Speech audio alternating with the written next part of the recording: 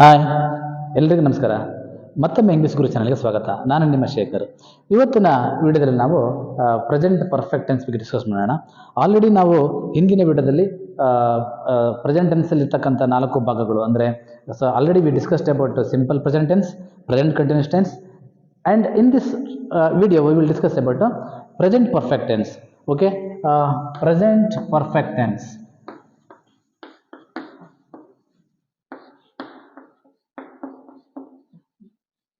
See, present perfect tense in a concept ಏನಪ್ಪ ಅಂತಂದ್ರೆ the work that started in the past and there is a relationship between the past and the present action. ಅಂದ್ರೆ action past ಅಲ್ಲಿ ಶುರುವಾದರೂ ಕೂಡ present time ಅಲ್ಲಿ ಅಂದ್ರೆ ನಾವು it has its own effect. ಅಂದ್ರೆ ಇದರ ಒಂದು ಪರಿಣಾಮ, ಅದರ ಒಂದು ಇಂಪ್ರೆಷನ್ ಪ್ರೆಸೆಂಟ್ ಅಲ್ಲೂ ಕೂಡ ಇರುತ್ತೆ. The actions that started in the past and its impression is there in the present. ಅಂದ್ರೆ ಅದರ ಒಂದು ಪ್ರಭಾವ ಪ್ರೆಸೆಂಟ್ ಟೆನ್ಸ್ ಅಲ್ಲಿ ಕೂಡ ಇರುತ್ತೆ. ಅಂದ್ರೆ ನಾವು ಈಗ ಕೂಡ ಅದರ ಪ್ರಭಾವ ಇರುತ್ತೆ. It means the work started in the past and its impression is still there in the present tense. Okay, that is the concept of present perfect tense. So before that ಯಾರೆಲ್ಲ ದಯವಿಟ್ಟು ನನ್ನ ಚಾನಲ್ನ ಸಬ್ಸ್ಕ್ರೈಬ್ ಮಾಡಲಿ, ದಯವಿಟ್ಟು subscribe ಮಾಡಿ ಅಂತ ಕೇಳ್ಕೊಳ್ತಾ so ನಾವು ಈ ವಿಡಿಯೋನ ಕಂಟಿನ್ಯೂ ಮಾಡೋಣ. C for example, he has completed the work. He has completed the work. So in this sentence, already that person has started the work in the past tense and he just completed that work. ಅಂದ್ರೆ ಆ work ಅನ್ನ ಈಗ ತಾನೇ ಅವನು ಮುಗಿಸಿರ್ತಾನೆ. ಅಂದ್ರೆ just present ಅಲ್ಲಿ ಮುಗಿಸಿರ್ತಾನೆ work, but started in the past. But ಆ ವರ್ಕ್ ಅನ್ನ ಜಸ್ಟ್ ಮುಗಿಸಿರ್ತಾನೆ. ಅಂದ್ರೆ ರೀಸೆಂಟ್ ಪ್ರೆಸೆಂಟ್ ಅಲ್ಲಿ ಆ ವರ್ಕ್ ಅನ್ನ ಮುಗಿಸಿರ್ತಾನೆ. It means here the structure of the sentence is has plus V3. It means has is the helping verb and completed is the V3. V3 means verb 3. So we divide the verbs into past tense and present tense and past participle form. Past participle form is also called V3 ಅಂತ ಕರಿತೀವಿ. Okay, verb 3 ಅಂತ ಕರಿತೀವಿ. See, ಏನಾಗುತ್ತೆ ಅಂದ್ರೆ in this sentence subject is he, has is the helping verb, so completed is the V3. ಅಂದ್ರೆ work ಅನ್ನ just ಅವನು ಮುಗಿಸಿದಾನೆ ಅಂತ ಅರ್ಥ. Okay, it means the concept of present perfect tense is to show the action, that is to show the action between the past and the present. ಅಂದ್ರೆ past ಮತ್ತು present ಅಲ್ಲಿ ಇರ್ತಕ್ಕಂಥ ಆ ಆಕ್ಷನ್ ಗೆ ಒಂದು ಲಿಂಕ್ ಅನ್ನ ಕೊಡೋದು. ಅಂದ್ರೆ ಪಾಸ್ಟ್ ಅಲ್ಲಿ ನಡೆದಂತ ಕೆಲಸ ಇದೆಯಲ್ಲ, ಅದು ಪ್ರೆಸೆಂಟ್ ಅಲ್ಲಿ ಕಂಪ್ಲೀಟ್ ಆಗಿರುತ್ತೆ. ಅಂದ್ರೆ ಜಸ್ಟ್ ಕಂಪ್ಲೀಟ್ ಆಗಿರುತ್ತೆ, ರೀಸೆಂಟ್ ಪಾಸ್ಟ್ ಅಲ್ಲಿ ಕಂಪ್ಲೀಟ್ ಆಗಿರುತ್ತೆ. ಅದಕ್ಕೆ ಒಂದು ಲಿಂಕ್ ಕೊಡ್ತಕ್ಕಂಥದ್ದೇ present perfect tense. It means ಅದರ ಒಂದು ಇಂಪ್ರೆಷನ್ ಸ್ಟಿಲ್ ಇರುತ್ತೆ ಅಂತ ಅರ್ಥ. Okay, see for example, he has lived in Mumbai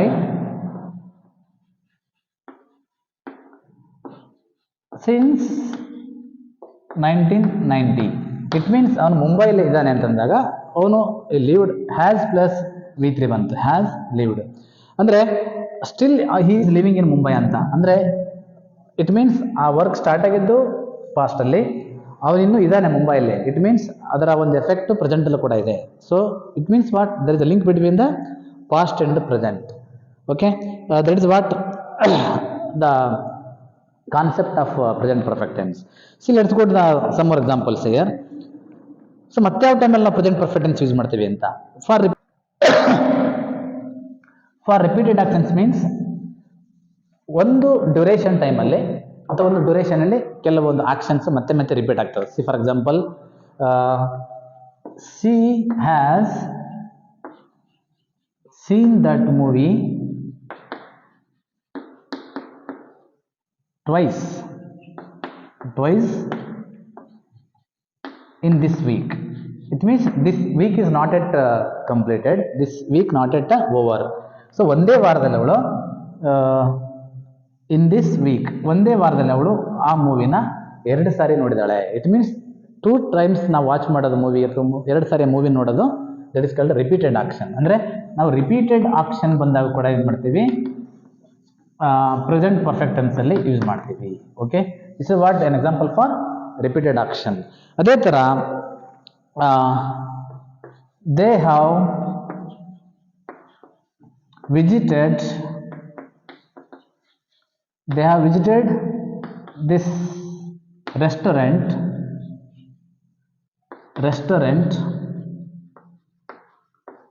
many times ಅಂದರೆ ಹಲವಾರು ಬಾರಿ ಈ ರೆಸ್ಟೋರೆಂಟ್ಗೆ ಅವರು ಭೇಟಿ ಕೊಟ್ಟಿದ್ದಾರೆ. It means this is called an example for repeated action. ಅಂದರೆ ಹಲವಾರು ಬಾರಿ ಅವರು ವಿಸಿಟ್ ಕೊಟ್ಟಾರೆ ಅಂದರೆ this is called repeated action. It means have plus visited V3. Okay, again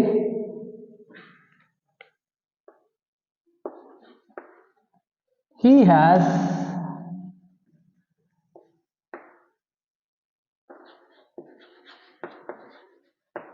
has watched that drama several times. It means ಆ ಡ್ರಾಮಾನ ಅವನು several times ತುಂಬಾ ಸರಿ ನೋಡಿದಾನೆ ಅಂತ ಅರ್ಥ ಕೊಡುತ್ತೆ. Okay, it means he has watched V3. Okay, so ಮತ್ಯಾವ ಸಂದರ್ಭದಲ್ಲಿ ನಾವು ಈ ಪ್ರೆಸೆಂಟ್ ಪರ್ಫೆಕ್ಟ್ ಟೆನ್ಸ್ ಯೂಸ್ ಮಾಡ್ತೀವಿ ಅಂತ ನೋಡೋಣ. ಓಕೆ, ಐ ಥಿಂಕ್ ಇದಾಗಿದೆ ಅನ್ಕೊಂಡಾನೆ, ಅರ್ಥ ಆಗಿದೆ ಅನ್ಕೊಂಡೆ ನಾನು. Then another case of using present perfect tense. It means ಮತ್ತೆ ಯಾವ ಕೇಸಲ್ಲಿ ನಾವು ಯೂಸ್ ಮಾಡ್ತೀವಿ present perfect tense ಅಂತಂದ್ರೆ to show the importance of that action now. So the action may completed in the past, but that is not important here. The result is very very important. See example, he has read Julius Caesar.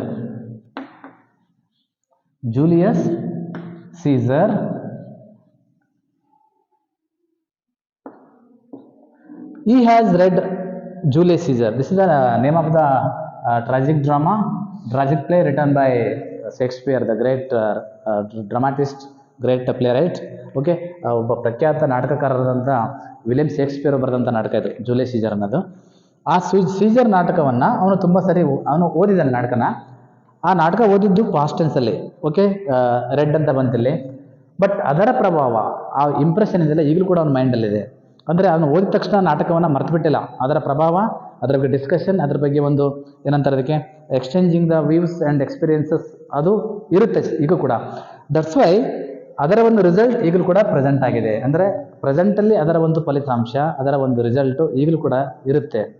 ಹಾಗಾಗಿ this is an example for the action that is important ನಾವು. ಅಂದರೆ ಅದು ಪಾಸ್ಟಲ್ಲಿ ಆದರೂ ಕೂಡ ಅದರ ಒಂದು result important ನಾವು ಅಂತ. ಅದರ ಒಂದು ರಿಸಲ್ಟು, ಫಲಿತಾಂಶ ಈಗ ಭಾಳ ಮುಖ್ಯವಾಗಿರುತ್ತೆ. ಅದ್ರ ಬಗ್ಗೆ ಕೂಡ ಮಾತನಾಡೋದು ನಾವು ಏನು ಮಾಡ್ತೀವಿ, ಪ್ರೆಸೆಂಟ್ ಪರ್ಫೆಕ್ಟ್ ಟೆನ್ಸ್ ಅನ್ನು ಯೂಸ್ ಮಾಡ್ತೀವಿ. Okay, again has and read is V3. Okay, ಅದೇ ಥರ ಆಕ್ಷನ್ ಜಸ್ಟ್ ಮುಗಿದಿದ್ರೆ, ಅಂದರೆ ಯಾವುದೋ ಒಂದು ಆಕ್ಷನ್ನು ಜಸ್ಟ್ ಕಂಪ್ಲೀಟ್ ಆಗಿದ್ರೆ, to show the action that has just been completed, ಅಂದರೆ ಈಗ ತಾನೇ ಒಂದು ಆಕ್ಷನ್ ಮುಗಿದಿದ್ರೆ. ರೀಸೆಂಟ್ ಪಾಸ್ಟ್ ಅಂದರೆ ಭಾಳ ವೆರಿ ಪ್ರೆಸೆಂಟಿಗೆ ಹತ್ತಿರ ಇರುತ್ತೆ. ಅಂದರೆ ರೀಸೆಂಟ್ ಪಾಸ್ಟ್ ಅಂತಂದರೆ ತಕ್ಷಣ ಮುಗಿದಂಥ ಕೆಲಸ ಅದು. Example see here, I have seen Har just. ಅವಳನ್ನು ನಾನು ಈಗ ತಾನೇ ನೋಡಿದೆ ಅಂತ. ಅಂದರೆ ಭಾಳ ರೀಸೆಂಟಾಗಿ ನಡೀತಕ್ಕಂಥದ್ದು, 1 ಗಂಟೆ 2 ಗಂಟೆ ಅವರಲ್ಲಿ, ಅರ್ಧ ಗಂಟೆ ಹಿಂದೆ ನಡೀತಕ್ಕಂಥ ಒಂದು ಕ್ರಿಯೆ ಇದು. ಅಂದರೆ ಭಾಳ ರೀಸೆಂಟ್ ಪಾಸ್ಟ್ ನಡೆದಂಥ ಕ್ರಿಯೆ. See I the subject here, have and seen is the V3. ಅಂದರೆ ನಾನು ಅವಳನ್ನು ಈಗ ತಾನೇ ನೋಡಿದೆ ಅಂತ ಒಂದು ಆಕ್ಷನ್ ಬಗ್ಗೆ ಹೇಳುವಾಗ ನಾವು ಈ ಎಕ್ಸಾಂಪಲ್ನ ಯೂಸ್ ಮಾಡ್ತೀವಿ. ಅದೇ ಥರ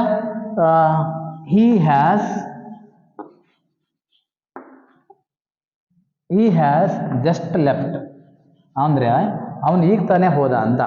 see here, has left is the V3, so verb 3, so helping verb is has. So after knowing these examples, we should come to the conclusion that there is a rule behind this tense. ಅಂದರೆ present perfect ಟೆನ್ಸಿಗೆ ಕೂಡ ಒಂದು rule ಇದೆ. ಆ ರೂಲನ್ನು ನಾವು ಅರ್ಥ ಮಾಡ್ಕೊಳ್ಳೋಣ. So rule already ಗೊತ್ತಾಗಿದೆ ನಿಮಗೆ. ಅದನ್ನು ಒಂದು ಸಮರೈಸ್ ಮಾಡೋದಾದರೆ ಅಥವಾ ಒಂದು ಪರ್ಟಿಕ್ಯುಲರ್ ಆಗಿ ಅದ್ರ ಬಗ್ಗೆ ಹೇಳೋದಾದರೆ, C for example, the rule is subject already ನಾನು ಹೇಳಿದ್ದೆ. ಸಬ್ಜೆಕ್ಟ್ ಪಾರ್ಟಲ್ಲಿ ಯಾವುದಾದ್ರು ಬರುತ್ತೆ, ನೇಮ್ಸು ಬರ್ಬೋದು, ಅಲ್ಲಿ ಪರ್ಸನ್ಸ್ ಕೂಡ ಬರ್ಬೋದು. Subject plus has R have plus verb 3. So this is the rule. It means very very important. to know about the present perfect tense.